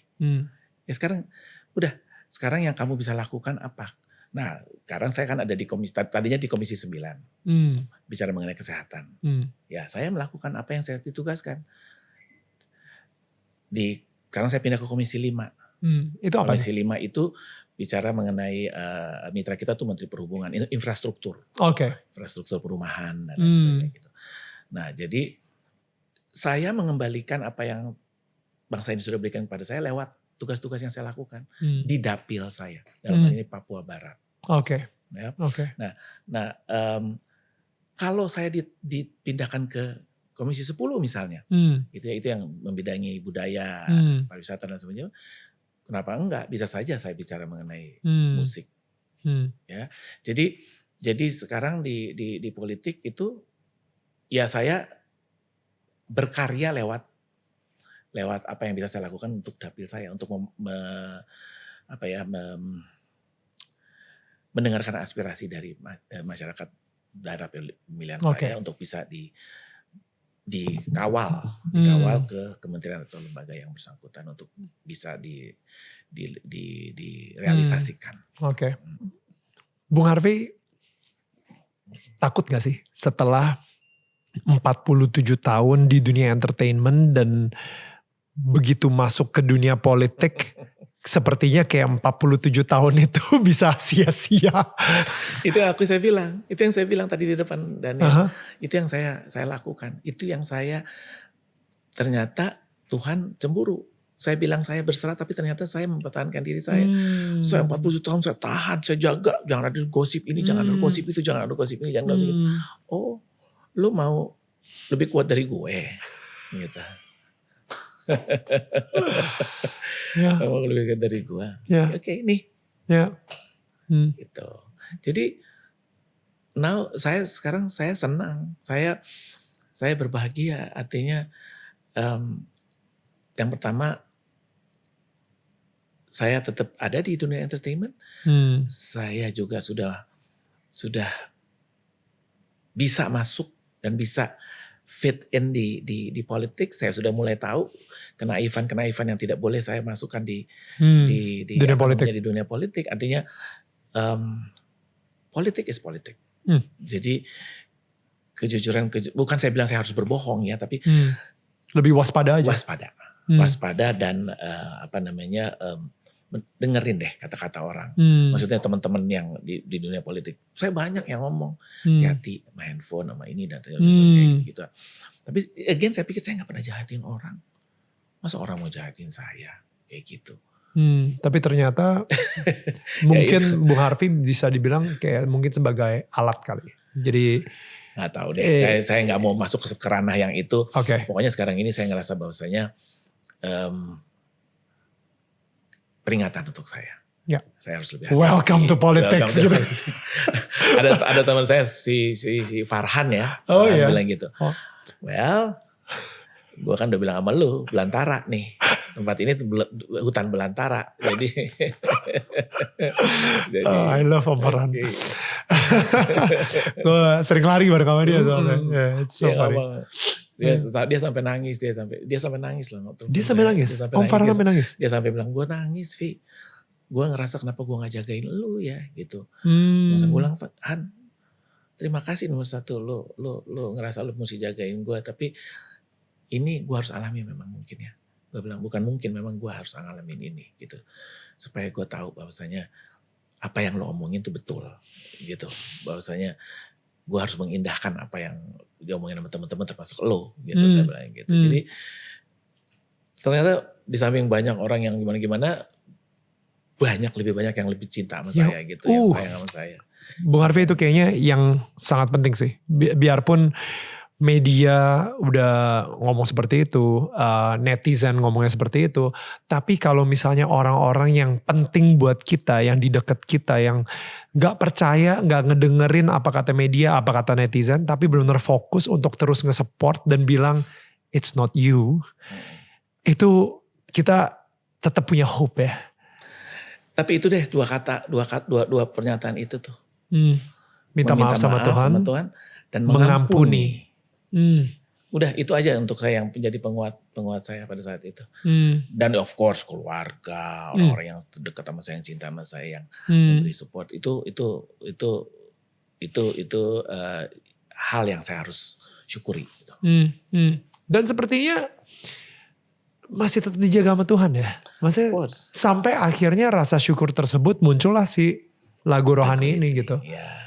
Sebenarnya ini nggak tahu ya, bukan soal terlalu rohani gitu man. Sebetulnya nih saya kan, saya belum cerita sama kamu ya. Tahun ini saya 60 tahun. Ya, 60 tahun. Gak kelihatan loh, gila. Gue kalau misalnya umur 60 gue pengen banget kayak bentukannya. Kamu pasti bisa, kamu badannya bagus, jaga maraton dan lain sebagainya. 60 tahun saya bersyukur sama Tuhan, saya mau berbuat sesuatu. Ini momentum nih untuk saya. Ya, makanya saya mau dimulai dengan tim saya kumpulin. Apa yang kita bisa bikin? Oke, gini aja. 60th birth series. 60th birthday series. Oke, apa nih konsepnya? Apa? Ya bikin 4 lagu. 1 ulang tahun kamu, Dikeluarinnya Itu yang bawalah daku. tadinya setiap janjiku. Oh, oke. Setiap janjiku. Tapi karena ada masalah dan saya untuk sementara tidak diperkenankan untuk ada apa-apa yang bicara mengenai saya untuk coba diredam pokoknya yang urusan sama sorry media banget Bung itu. Harvey, saya harus motong. Ketika Bung Harvey mau ngeluarin sebuah lagu rohani, ucapan syukur sama Tuhan, iblis ngasih masalah. Betul, gitu ya. Nah, iblis kasih masalah, tetapi kita juga diberi hikmat oleh Tuhan untuk mengatasi masalah itu dengan bijaksana. Oke, jadi karena ada ini instruksi bla bla bla bla bla bla, tidak boleh ada nama kamu keluar di media dan lain sebagainya. Oke, kita tunda dulu. Tunda dulu. Lalu momentum yang kedua yang dimana saya bisa keluarin album single yang tadinya single kedua itu adalah Bawalah Daku kan. Nah akhirnya karena di setiap janjiku itu tidak dijadikan sebagai single pertama, Bawalah Daku kita jadikan single pertama. Momentumnya adalah pernikahan putra saya Joshua. Gitu. Nah setelah itu baru kita cari nih momentum apa ya yang kira-kira bisa buat keluarin si ragu rohani ini. Nah setelah semuanya badai terlewati, inilah saatnya kita ngeluarin. Pernah diintimidasi nggak? Maksudnya untuk tidak pernah mengeluarkan lagu ini sama sekali, lagu rohani. Kayak misalnya contohnya ya, saya nggak tahu nih, terintimidasi kayak ya so suci, nanti netizen bakal ngomongin lagi, dulu berita lu ini, sekarang ngomongin Tuhan, sampai akhirnya lagu itu tidak akan pernah terilis gara-gara terintimidasi itu. Betul. Gitu misalnya. Betul, nggak ada intimidasi apa-apa karena saya percaya juga bahwasanya ini sebetulnya nggak ada urusan sama masalah itu, kebetulan aja ada masalah ini, kan? Tapi sebetulnya kalau kita switch itu karena tadinya mau tanggal 3 Mei kan ulang tahun saya dikeluarinnya. Nah, cuman karena ada instruksi itu, jadi kita baru sekarang. Kita pending dulu. Ini again bukan karena kita tidak mendahului Tuhan dalam hal ini kerohanian, tapi karena kita diberikan Tuhan hikmat untuk menjadi lebih bijaksana. Makanya kita coba cari jalan keluar yang supaya sama-sama enak gitu ya. Artinya kita tidak terintimidasi untuk karena iblis maunya supaya ini tidak keluar, enggak, tetap kita keluarin, tapi kita switch jadi single keduanya. Single pertamanya si Bawalah Daku. Nah ini karena setelah badai lewat kita keluarin ini. Gitu. Nah berikutnya kalau Tuhan berkenan ya Agustus. Saya pada prinsipnya kalaupun akan ada sih, saya percaya akan ada netizen yang akan bicara mengenai menjadi sok suci lah, apalah untuk menebus kesalahan lah, apalah dan segala macam. It's okay. Again, ini saya udah kepengen bikin ini dari puluhan tahun yang lalu sebetulnya. Nah, kenapa Tuhan bisa kasihnya sekarang ya? Saya jalanin. Dalam hal ini saya nggak takut. Kalau itu saya nggak takut. Mau ada yang intimidasi, mau segala macam, saya nggak peduli. Saya ngerasa bahwa ini kerinduan saya yang bisa saya dengan saya postpone aja, untuk saya itu sebetulnya udah ya kayak saya bilang bahwasanya ini masalah kebijakan aja gitu. Tapi untuk menghapus sama sekali no way man. Wow. Gak ada yang bisa ngapusin itu. Wow, lebih takut sama Tuhan daripada takut sama komentarnya netizen. Betul. Dan udah menurut saya komentar saya tuh nggak seberapa dengan dibanding sama teman-teman saya yang you name it, yang bercerai, yang ini udah dicaci maki dan segala macam, ada yang ini ada yang itu. Saya sih mah nggak seberapa lah. Nggak untuk saya. Ya of course selama 47 tahun tidak pernah mengalami hal yang seperti gini, kena sentilan sedikit. Anak saya tuh Joshua cuma bilang gini, waktu saya ngomong, Papa ini cuma dikasih kesandung kerikil Pak, dia bilang begitu. Wow. Teman-teman Papa banyak yang kesandungnya batu, karang pula. Ada lagunya tuh, batu karang yang teguh katanya gitu.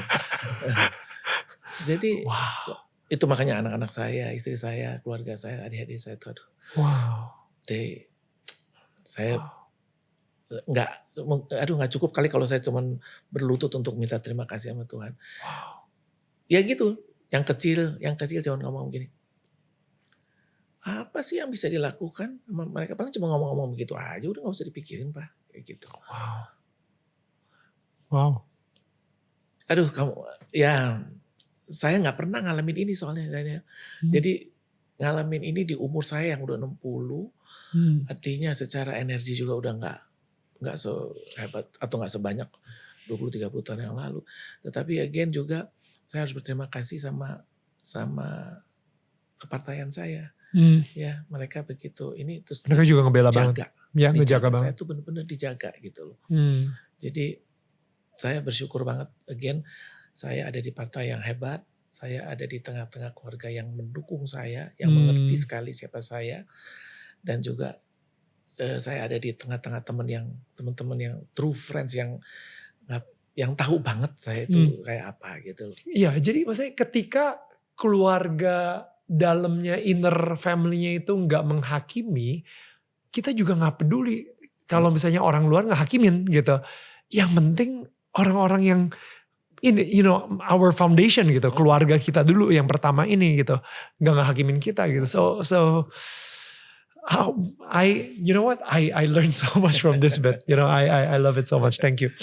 Okay, so Bung Harvey, thank you so much. Thank you so much. Terima kasih. Thank you. Bisa berbagi di sini. Thank you banget. Dan kita akan taruh link lagu rohaninya Bung Harvey. Di setiap janjiku ada di link di bawah, tinggal klik aja nonton. Dan ini benar-benar menang bersamanya itu yang bisa jadi keyword bahwa di setiap masalah yang kalian punya, biarpun kalian saat ini lagi ngerasa kayaknya di momen yang saat ini gue ngerasa gue lagi kalah. Tapi tahu aja kalau misalnya lu terus berpegang sama Tuhan, endingnya lu yang bakal menang. Ya kan, endingnya lu yang bakal menang. Tapi emang yang namanya hidup itu kadang-kadang kita ada jatuhnya, ada bangunnya lagi. Habis itu jatuh lagi, atau bangun lagi. Tapi just believe that endingnya lu yang bakal menang. Kayak gitu. So kayak cerita dari Bung Harvey sendiri gitu. Gue banyak belajar banget dari Bung Harvey tentang kedisiplinan, tentang kerendahan hatian. Ketika menjadi macan festival pun, ya kan, tetap kita itu selalu dalam posisi kayak atlet gitu, ya kan, gak cepet puas. Kita masih bisa belajar lagi, kita masih bisa terus preparation juga tetap gitu. Padahal orang kalau misalnya udah menang tuh biasanya preparationnya udah kemana-mana, tapi tetap disiplin sama preparation gitu kan. Udah kayak atlet banget dan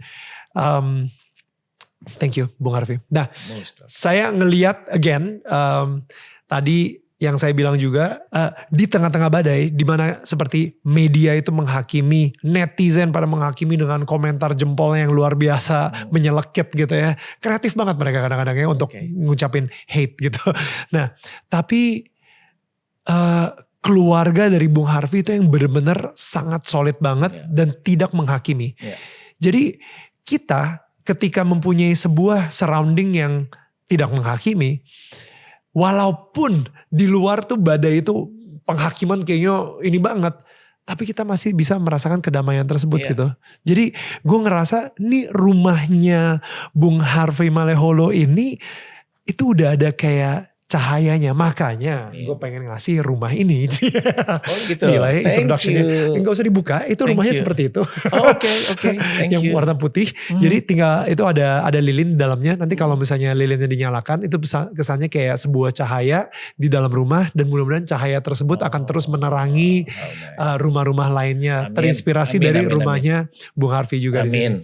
Ya minta doanya aja juga. Bahwasanya masih panjang perjalanan saya ya. Pasti. Kita sama-sama berdoa untuk saling menguatkan. Betul. Dan thank you so much Bung Harvey. Thank you for the wisdom. Really. Thank you. I learned so much. Thank you. Alright, karena apa? Karena tetangga saling menyangga bukan menyanggah. See you guys next week.